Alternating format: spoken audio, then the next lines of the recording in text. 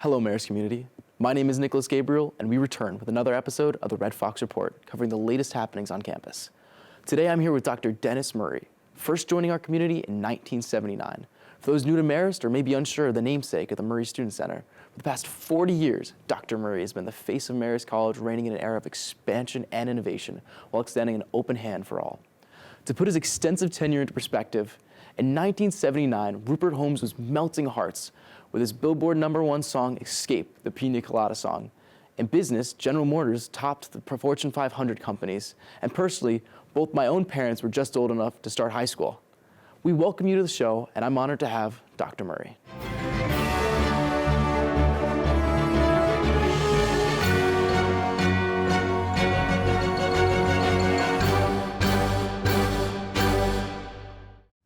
Well, Dr. Murray, first off, welcome to the show. It is our pleasure to have you on the Red Fox Report, and such an esteemed and integral part of the Marist community. Well, thank you. It's my pleasure to be with you. I've been following your work, so I'm happy to tell you a little bit about my 40 years here at Marist. But pleasure to be with you today. Well, to jump right in, just before we begin, I'd like to review your track record, and it's vast. It's 40 years. So as president of Marist has seen enrollment more than double. We've seen the establishment of 16 new academic programs. We've seen the creation of a beautiful new recreational McCann Center, and several new academic centers, along with the Murray Student Center, and so much more. Is there anything I'm missing? Well, colleges are very complex, right? And so they're made up of great people, and I think I'd probably start with that. We probably created thousands of jobs, not only here at the college, but in the community through the investments we've made, through the construction we've done. And it's, I give credit to the people here at Marist, the faculty, the staff, the students that have come through here, the alumni who really love this institution and want to continue to see it. So I guess the thing I'm most proud about is not the physical parts of our success here at Marist, but the success of the alumni and the great contributions this community makes to the region, to the state, and to the country. So I'd say people first, but in addition to that, we have, and I think it's actually many more academic programs if you consider majors and minors. I think we're up to about 85 that have taken place during the last 40 years. We've reorganized the academic parts of the college into schools. We have developed and expanded the campus. We've more than doubled the acreage of the campus. I think we've done something like 40 acquisitions during the last 40 years of small pieces of property, homes, but also large parcels. So that's been a big part of our success. As you said, I think we've built a great campus here. We're fortunate. I say the Marist brothers gave us a lot of good values when they set up the college, but they also knew how to pick out a good piece of property on the Hudson River. So the views of the Hudson are terrific, and to be able to orient a campus to build great buildings, the Hancock Center, Lowell Thomas, virtually every building on campus has either been built or renovated during the last 40 years. So.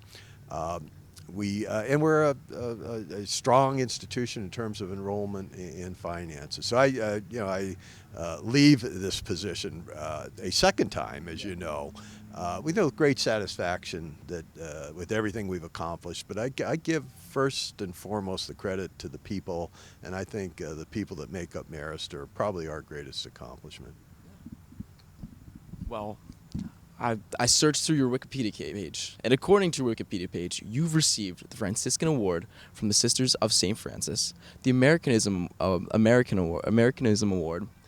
from the Anti-Defamation League, the Eleanor Val Kill Medal. So you must be very involved in the community too, outside. So I've always believed that colleges and universities, can't be walled cities. They're parts of their community. They're parts of their state. They're parts of the country. So I believe in engagement. And if you look at the very core values that we have at Marist that have been handed down to us, interestingly enough, by the brothers. Excellence in education, sense of community, but service is one of our core values at Marist. So, if you're going to talk the talk, I think you have to walk the walk. So I've always tried to be involved in the community and give back to the community.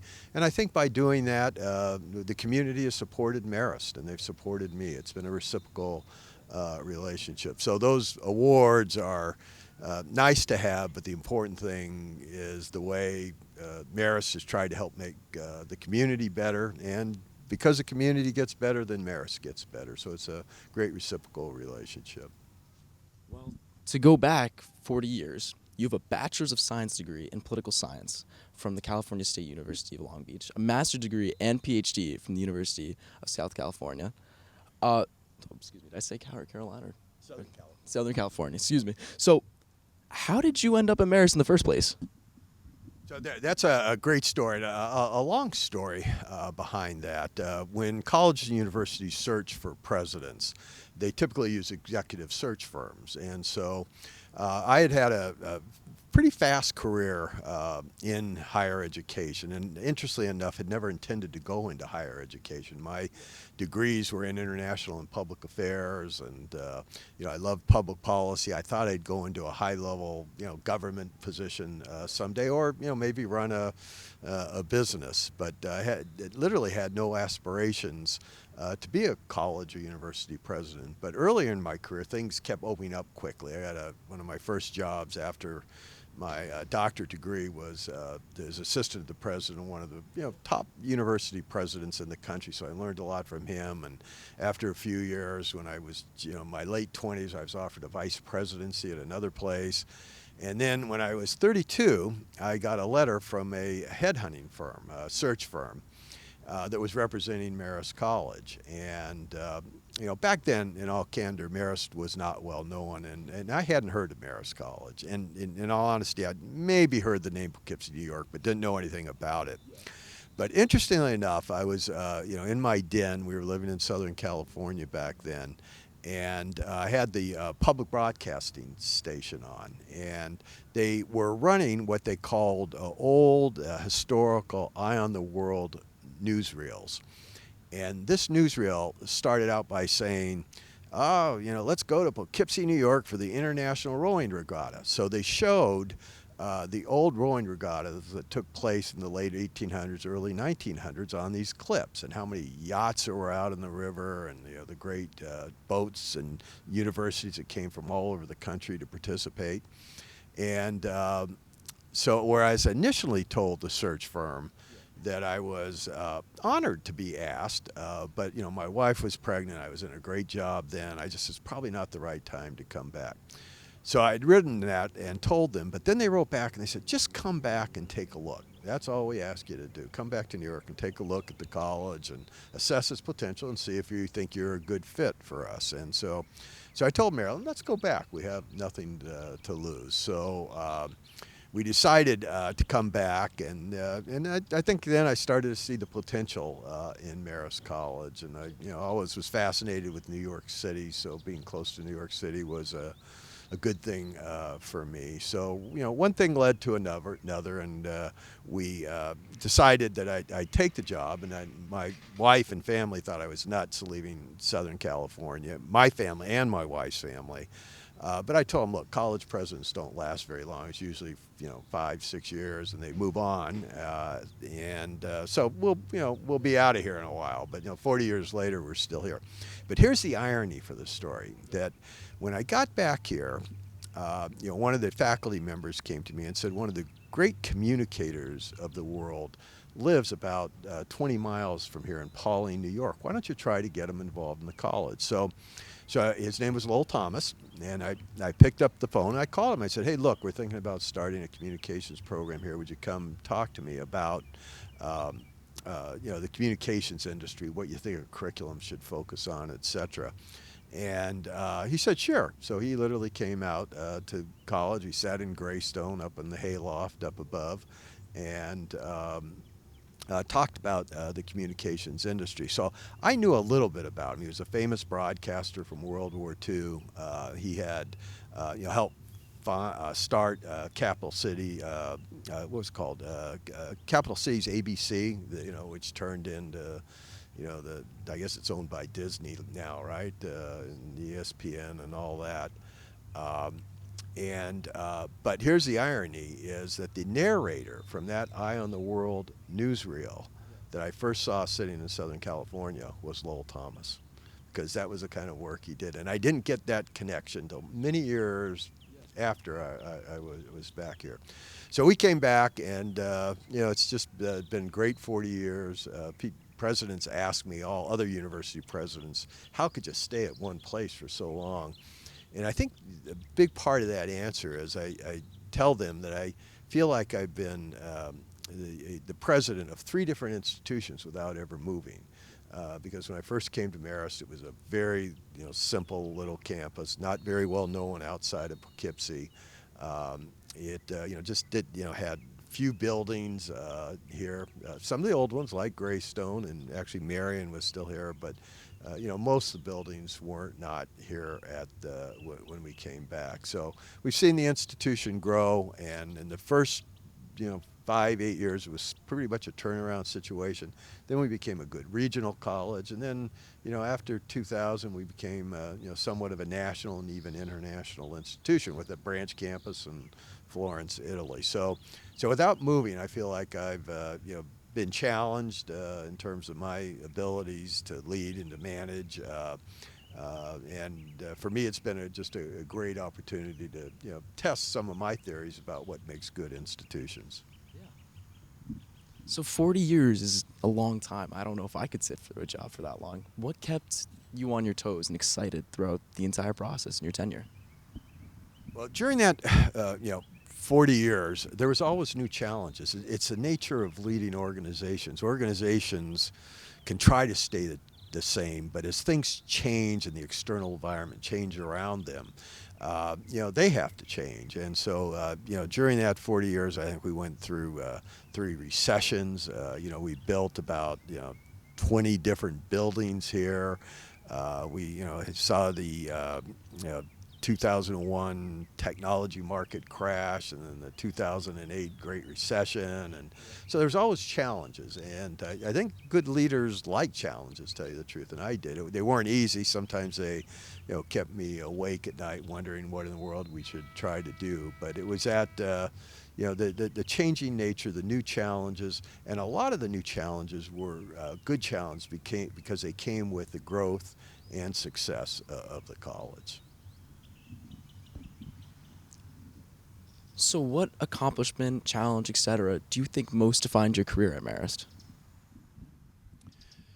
Boy, that's probably a difficult question, because there's so many aspects to a career, because my career has really been tied to the development of one institution. I do think, first of all, I always believed that if you were going to have a great university or college, you had to have a good campus, and if not a great campus. So, we had to set out to build that for Marist. I think clearly the campus has, defines Marist to some extent. Second, I think we were able to blend the values of the early years of the college with a contemporary society that we live in today. So I think that was a very important part of the success we had. Third, in the academic area, we not only created new programs, but we were able to blend the liberal arts with pre-professional programs. And I'm a big believer in the liberal arts. They teach you how to write, think, communicate well verbally, like we're doing here today. But they also can lead to professions and careers. And so, we didn't have many of the pre-professional programs when I started that we have today. So I think that model was a big part of our success. But then again, I'd always end and probably say, most importantly, again, the values and the people that have made up this institution. I think they've defined the success, and our challenges are typically been ones that have been presented by the external environment, and but again, with people working together, caring about Marist, having a common purpose of trying to make Marist successful, I think we were able to accomplish quite a bit. So, outside of your professional career, are there some things that people might not know about you? So things that people don't know about me. Well, I can over a long, career and life. Let's see, what would probably surprise people back here? That I know how to surf. I knew how to surf, sure. I played a lot of sports in high school. I think many people know that. I still love to read and travel. That's always been a big part of my life. It's been one of the great things about Marist is my two children were kind of able to grow up around the college and be involved in the college. My son graduated from Marist in business and gone on to a very successful career. And now it's kind of cool that my grandchildren, come here. We go to football games and sporting events together, and they've participated in camps here. So Marist has been a very big part of my life, not only professionally but also personally. So, Is there something you can pinpoint that you're going to miss most about your time here? Maybe a part of the job or the people or like an experience? well, I'm leaving this position, for a second time with great satisfaction. So the first time I stepped down, and it was all voluntarily. I just thought it was time for new leadership at the college. It was a little bit of a challenge to give up, the positions of power and influence and the prestige of being a president of a successful college. But I got to tell you, the second time, once you've done it, it was just like, pack up your boxes, move back. I still have an office in the library because I'm still going to teach for a while and be involved in the college. But no, I'm ready to move on to another phase of my life. I still want to support Marist, still want to help make it successful. I think the Board of Trustees and the search committee has chosen an outstanding individual in Kevin Weinman to be our next president. There's an old saying that CEOs, when they leave office, they want their successors to be successful, but not too successful. Well, that's not the case with me. I feel like I've done my duty here. I've led Marist through the years and the environment in which I was president. I know Kevin's going to have to do the same thing. He won't be able to do the same things I did because the environment's changing. But he has, looks like to me, all the skills and attributes and qualities of a good leader. So I think he's going to have to figure out what's going to continue to make Marist College successful in this new decade. And I'm going to be cheering for him, but I'm not going to be someone who's on the sidelines making comments or calling in plays. He's the president now, and I think you can only have one president at a time. So I'm going to look forward to his leadership and supporting him in any way I can. Have you passed him down any words of wisdom you can share, or, we talk about the college, and he raises all the right questions. So I really answer, his questions about Marist, and that's the best thing I can do. And he's raising the right questions. I've been impressed with the way he's getting around and meeting faculty and students and trying to connect with the college, listen to people. That's what you have to do when you first step into a complex leadership position like a college presidency. So I think he's done that well. But as I said, I can tell him what I did, but that may not be relevant to the challenges that he's going to be up against. So I just try to give him as much background as possible, but recognizing that he's going to have to, make his own mark, cut his own path as he goes forward, and that's what good leaders do, and that's what I anticipate he will do, and I anticipate he'll be very successful. So, my last question, because I know you're still very busy and I don't want to keep you here for too long. How would you like to be remembered at Marist, and how can the Marist student body carry on your legacy?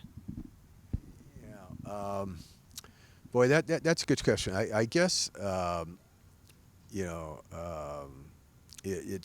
like to be remembered for caring about the college and always trying to make decisions in the best interest of the college. And sometimes in colleges or all organizations, there's competing interests, and all of them are valid. I mean, it's not that one's right or wrong, but they're competing to some extent, and you have to make decisions. But if you really care about the interests of the institution, not only in the short term, but the long term, you generally end up making the right decisions.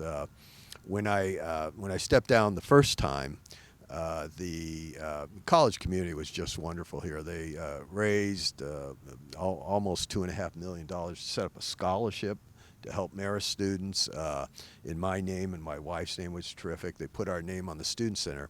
But one of the most meaningful things to me was the music department had a song commissioned and written that they sing called The Long View. And they picked up on that theme because the stretch of the river in front of our college was called the Long View by the Dutch when Henry Hudson first sailed up here. But it was also a philosophy that I've had that the good leaders always take the long view. They don't make short-term compromises that in the long term can hurt an institution. So I guess a legacy that I would like people to think most about is that he truly cared about the college. He made the best decisions he could based on the circumstances he was confronted with at the time. But he always took the long view and had the interests of this institution and the people that make it up to heart. Thank you so much for being here today, Dr. Murray.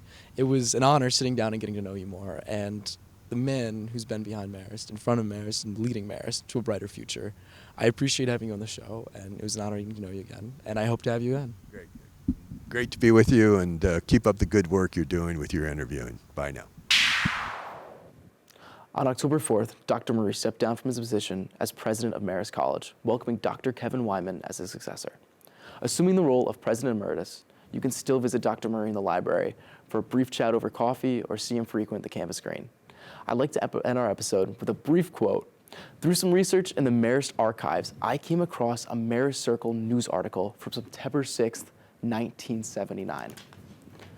In 5 to 10 years, when people mention the name of Marist College, people will know that name, says newly appointed President Dr. Dennis Murray. Dr. Murray, your work has landmarked Marist College as an elite liberal arts university, providing a safe and accepting educational experience for all, and one that I am proud to call my own home. Our community is honored to have you as a leader, and we will continue to honor your values that define Marist College. That concludes our episode and our interview with Dr. Murray. The Red Fox Report will return, and I'll count on seeing you there.